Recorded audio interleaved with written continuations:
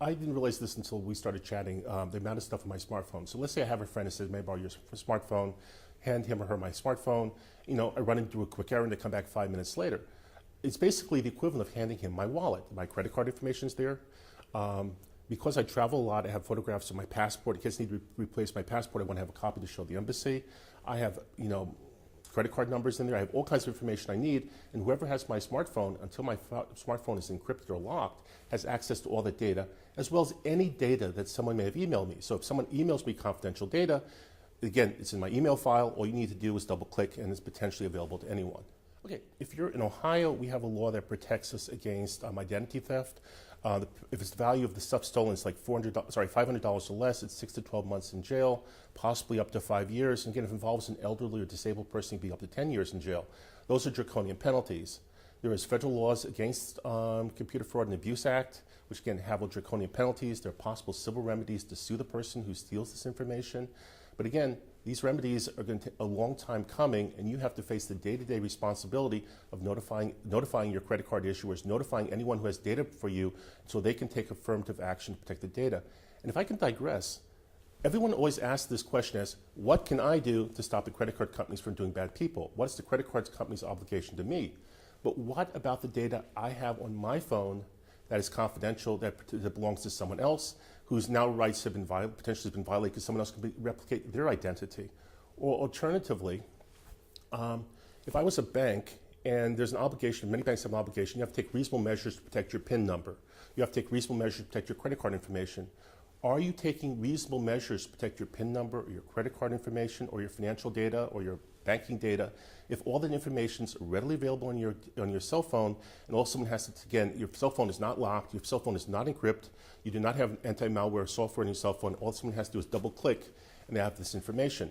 If I was a bank, again, a financial institution or a merchant, and I've been ripped off because of your negligence by not taking reasonable measures, I might think about counter and start suing the consumer rather than being sued as the merchant for data loss.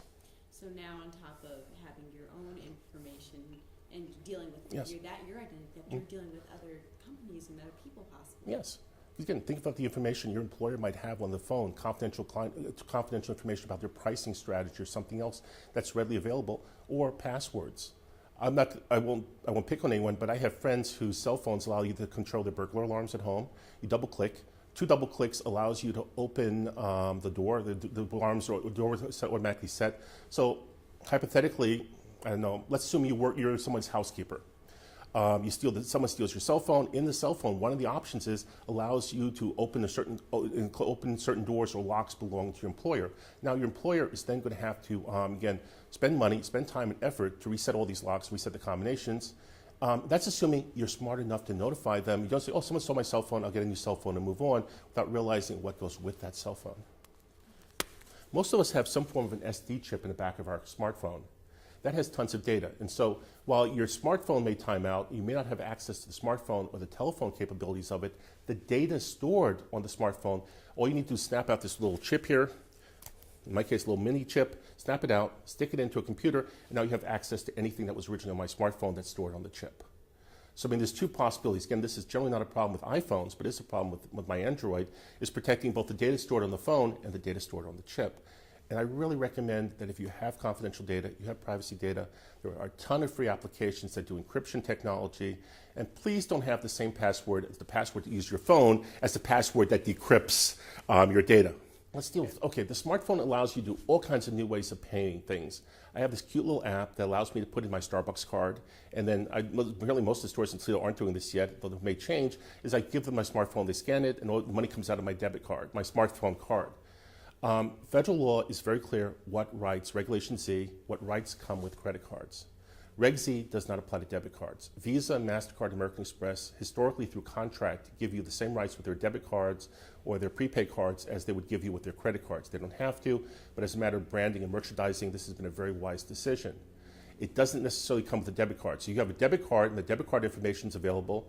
You know, I will invent a bank. Let's say the Toledo Bank and Trust Company. I hope there's no such bank. Toledo Bank and Trust Company. I have their debit card. In my phone, I have my PIN number. Oh, I know. Nobody ever puts their PIN number with their debit card. Actually, most people do. But the amazing part about it is, even if you don't put your PIN number with your debit card, most people's PIN numbers tend to be a number they easily remember. So if I have your contact list, I probably have your birth date, might be, or your spouse's birth date. I might have wedding information. Most people choose some number that's really memorable to them. So there's going to be a lot of possible data points when you start typing in PIN numbers to figure out what's your possible PIN number. But again, someone sticks the debit card in, I start withdrawing money out of your cash card. Or if it's an electronic transaction where I don't even have to type a PIN number, I simply have to present the screen on the phone and somebody zaps it, there may not be a recourse under federal law in terms of basically amount of the money.